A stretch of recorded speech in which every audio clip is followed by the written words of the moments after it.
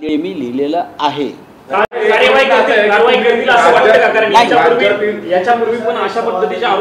आरोप नाही आहेत, हे बघा, हे सगळे पुरावे आहेत, हे सर्व पुरावे आहेत। मंत्री रावळ यांच्याबाबतही पुरावे कोकटे, दादा भुसे, प्रताप सरनाईक, तानाजी सावंत यांच्यावरती आरोप केले। याच्यातील अनेक मंत्र्यांची पदं जातील असं तुम्ही दररोज सांगितलं। मी आजही सांगतोय, जर खुन्याला वाचवायचा प्रयत्न न्यायालयच करत असेल,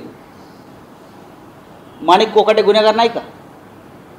माणिक कोकाटे गुन्हेगार आहे, त्याचं फक्त खातं बदल, ज्याला फाशी व्हायला पाहिजे होती त्याची बदली केली, बरोबर आहे, किंवा त्याला समज देऊन सोडलं। अनेकांना समज देऊन सोडण्याचे प्रकार झालेले आहेत। समज देऊन याचं कारण भ्रष्टाचारांना, घोटाळेबाजांना संरक्षण देणारं सरकार महाराष्ट्रात अमित शहांच्या आशीर्वादानं सुरू आहे। ज्यांनी कारवाई करायची ते गृह खातं महाराष्ट्रात आणि देशात हे भारतीय जनता पक्षाकडेच आहे, आणि म्हणून घोटाळेबाजांना हे संरक्षण मिळतं आहे। 50,000 कोटीचा घोटाळा आहे, साधा नाही। देवेंद्र फडणवीस यांना जर पुरावे पाहिजे असतील तर त्यांनी तत्कालीन सिडकोचे अध्यक्ष विजय सिंगल, नाव बरोबर घेतलं आहे, तत्कालीन सिडकोचे हे MD तत्कालीन आणि डिगीकरांना का बदलून जावं लागलं? कारण त्यांनी ह्याच्यावर सही करण्यास नकार दिला। अनिल डिगीकर, विजय सिंगल यांनी सुद्धा सही करण्यास नकार दिल्यावर मग, आणि नकार दिला नाही त्यावेळी मी सही करणार नाही, सिडकोच्या अध्यक्षांना शिफारस करू द्या।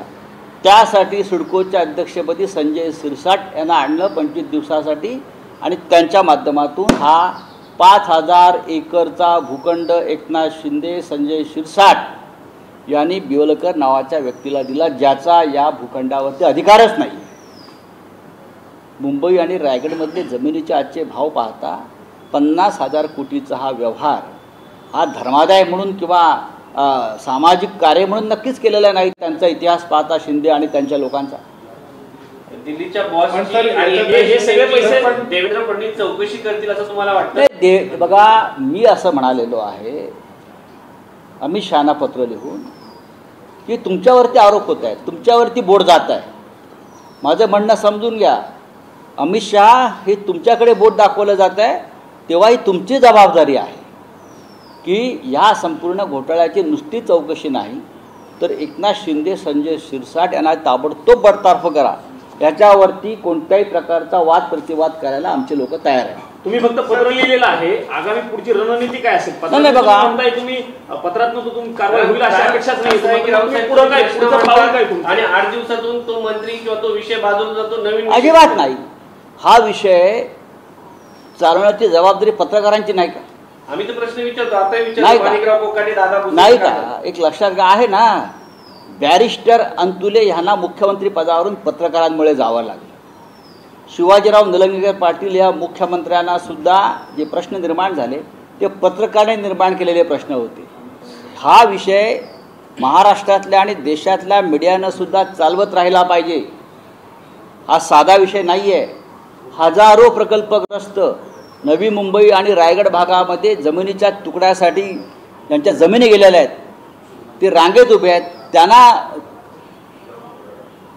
जमिनीचा तुकडा मिळत नाही आहे, आणि 5,000 एकर जमीन एका व्यक्तीला संजय शिरसाट आणि एकनाथ शिंदे यांच्या आदेशाने दिली जाते।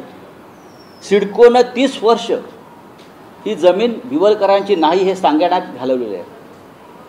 सुप्रीम कोर्टाचं तेच म्हणणं असताना हे सगळे प्रक्रिया डावलून जेव्हा 5,000 एकर जमीन देण्याचा निर्णय होतो त्याचा अर्थ काय आहे?